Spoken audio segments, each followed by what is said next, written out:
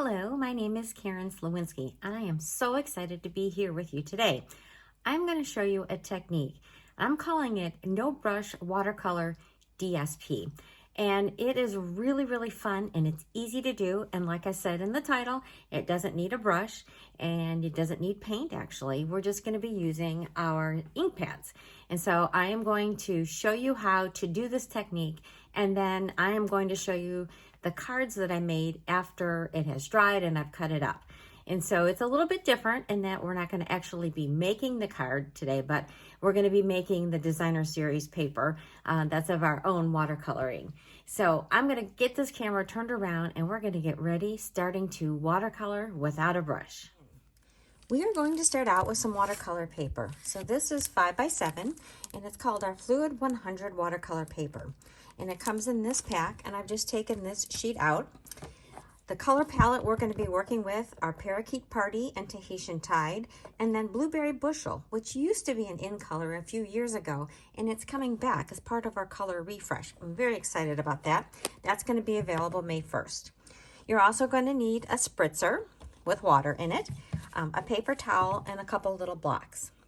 So I've always been interested in watercolor. I took an art class back in high school, and I really love doing very detailed watercolors. I love combining it with pen and ink and a very dry brush and getting something that looks more like acrylics than it did watercolor.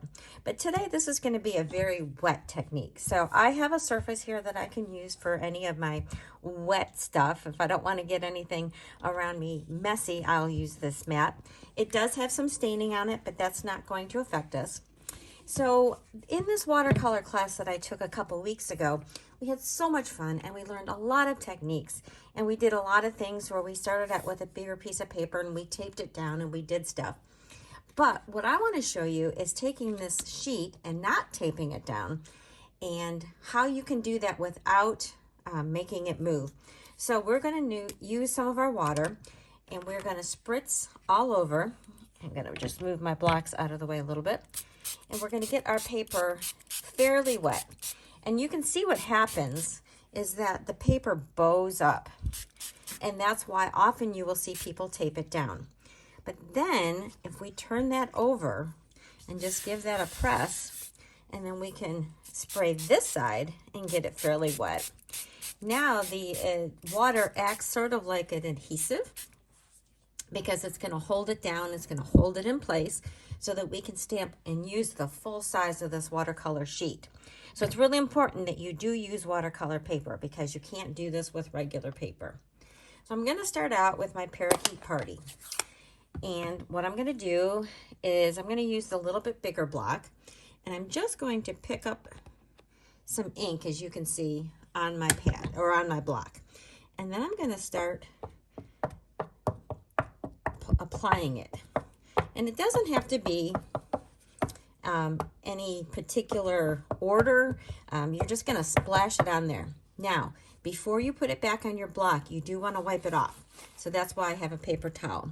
I think I'm going to switch over to my smaller block. And I'm going to pick up some more color. I'm trying to get it on there without getting blocks of color. And you may want to add more water as you're doing this, but you just want to start getting a base. And we like that lightest of the colors to be more prominent, because the other colors will take over. So I think that looks really good for my first color. So I'll close that up, and we're going to switch over to Tahitian Tide. Since we start getting into these darker colors, you're going to use a little bit less of them. And I'm going to just start smushing some color around, wiping it off before I get more ink. And if you see it starting to get a little bit dry, just go ahead and put water on there again. Wipe this off, get some more ink around, and you'll see it blending with the Parakeet Party.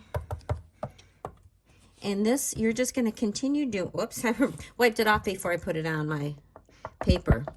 And see, there it looks pretty dry. So I'm going to move my ink pad, add a little bit more water there. But you want to start getting these colors blended, and you want them to be pretty much all over your card. You don't want to have an area that doesn't have some of each of the three colors, because once this is all dry, we are going to be cutting this up and using it to make cards.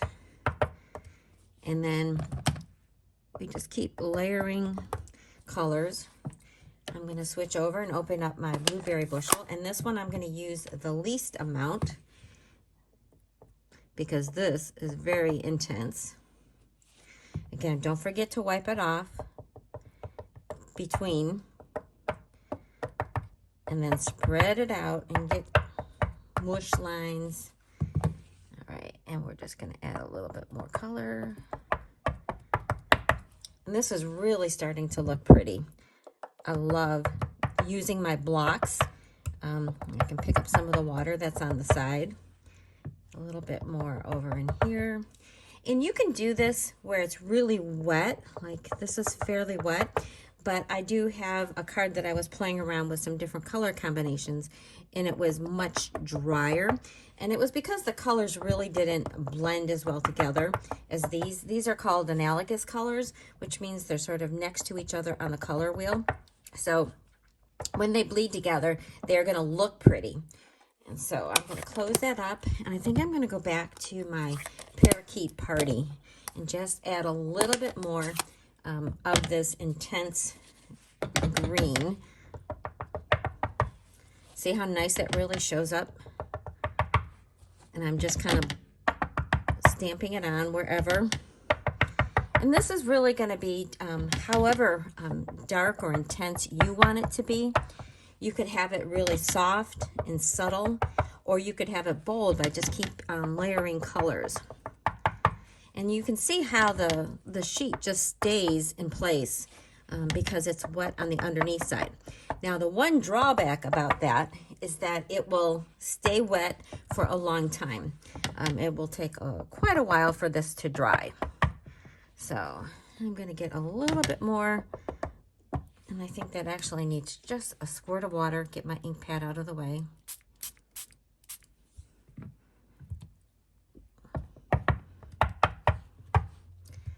There. I think that looks fabulous. Okay, so now this is the hard part. Now we have to wait for this to dry. And once it is dry, then we are going to cut this up and we're going to turn it into cards. So I'm going to show you how you can cut this up in sizes that will be ready for 4 different cards, and then I'll show you the cards that I have made with that. So I'm going to stop the camera and I'm going to let this dry, and then I'll come back and show you how we cut this up. So it takes a long time for this to dry. So since I am getting my new floor in my stamp room done tomorrow, I needed to hurry it along so that I can move the rest of my stuff out of here so that the new floor can go in. But anyway, I used my my heat tool just to dry it the rest of the way. So this is what you end up with, this beautiful piece with all these colors blending together. So now what we're going to do is cut this into pieces. So I've made a little grid here. So the first cut that we're going to do is 1.5 inches along the long side. And then we're going to cut that into 2 pieces. And then we're going to do the rest of these cuts. So I'm going to start out. I'm going to bring in my trimmer. I know that this has some shine to it, so it gives a little bit of glare. My apologies. And like I said, the first cut we're going to do is at 1.5 inches. And you do have to make sure that this is dry because it will not cut if it is not dry. So there is our first cut. And this is a little bit thicker, so I probably should have gone back the other way. But now I have this piece, and I am going to cut, I think from this side, I want 1.5 inches. So I'm going to end up with a 1.5 inch square. All right, so there's our first cut. Then from this piece that's remaining, I'll bring this back in so you can see it. So here we've got these 2 pieces, and now we've got this. And I'm going to cut this, which is already at 3.5. I'm going to cut it at 2.25. So I'm going to put that there. Make sure that's good and cut through. You may have to smooth out the edges a little bit. So there is that piece. Now I have this piece, which is about, this is 3.5 and it's 4.75. So I am going to cut off a 1/2 inch from this side. All right, get that lined up. Okay. There is that piece. And then this, I'm going to cut 1.5 inches. I'm going to turn it around so we've got it up here. 1.5 inches.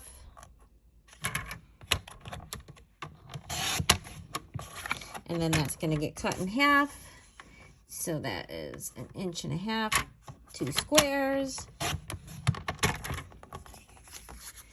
And then this piece is 3.25. Make sure I've got it the right way. 3.25. Yes, make sure. And then this is going to be cut into 1 inch. So I'm going to cut it at 2. And then at 1 inch.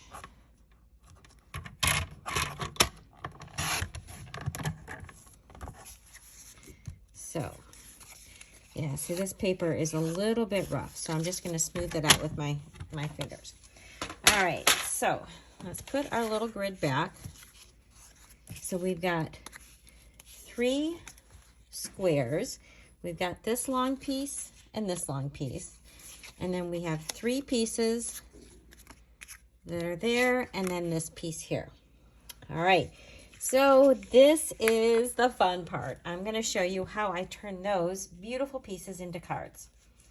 So card number 1, I used that very first piece that we cut, and I put it along the side with a little bit of a border. So I used some of the blueberry bushel as the base. And then for this card, I was using the Nature's Prints stamp set and the Natural Prints dies to add some elements in the same colors that we used. And then I put my little label on there. And then heartfelt love and caring thoughts are with you. So doesn't this make a beautiful sympathy card? So that was the first one. And then I used some of that on the envelope. So that's card number 1. Card number 2, oh, I love this one so much. So this is using that second piece, and I matted it in the Parakeet Party. So this piece here is 2.25 by 3.5. So the mat would be 3.75 by 2.5. So it's just 1/4 inch bigger. And then for this one, I used the Quiet Meadow stamp set and the dies. So I just took one of these, and actually quite a few of these would look beautiful on it. And I cut those out of black and just made that a beautiful silhouette. And so the inside of this one is, again, that heartfelt love and caring thoughts. It seems like we always need sympathy cards. And then I took a flower from that set for my envelope. All right, the next one is using these 3 pieces that were 1 inch by 3.25, and I added another 2 pieces of just plain cardstock. So I chose the Parakeet Party. They are the same size, so all 3 of these are 3.25 by 1 inch, and I just scattered them on my blueberry bushel background. And then that long piece that we had here, this long skinny one, I took and I used a new stamp set that we have coming out. It's called Wonderful Thoughts, and it's got this beautiful, you're wonderful, you're loved, you matter. And I stamped that, and then I matted that in a little bit of white. So this is, like I said, 1/2 inch by 4.75. So the white is just a tiny bit more. It's 5/8 by 4 7/8. And then you are so much appreciated for the inside. And then I just splattered some of these same colors to make this not so stark white and to give it a little bit of interest. And then I used a splatter stamp set or a stamp that I had from one of my other sets to just put that on the flap of my envelope. So that was card number 3. And then the last one, oh, this one is my favorite. This one is using these squares. So I took the squares and I matted them in the tiniest amount more of the blueberry bushel. So the squares are 1 1/2 inches, and these little blue squares are 1 9/16 of an inch squares. And then I used a stamp set, this Love for You, and I used these flowers and the leaves that are in there, and I cut out using Stamped Off blueberry bushel and then the full strength, and I added a little Daffodil Delight, and then I did some leaves in the Parakeet Party and tucked those under there and popped them up. I love, love, love this card. And then this Happy Birthday is from the Pansy Patch. So it's not really important what stamps you use to make these cards. It's just, I wanted to give you some layouts that are nice, simple, and basic layouts that you can pair with a lot of your cards. I really love this one. I'm very excited. Oh, there's the envelope for that one too, on the inside. I always like to show that all of that goes together. So this is such a fun technique. I really hope that you like it. I will have more details of it on my blog, which is thepowerofacard.blogspot.com. I invite you to subscribe, give me a thumbs up, leave a comment, tell me which one of these is your favorite. And then probably after I post this video, I've got another card that I made with the same technique, and I used 5 different colors. And it's a little bit drier, and it gives you a little bit more ideas of how you can put your colors together, and they don't have to be as analogous next to each other on the color wheel, but you can still work with them as long as you're careful about your placement. Anyway, so that is coming after this blog, or after this video is posted. So thank you so much for watching, and I will see you next time.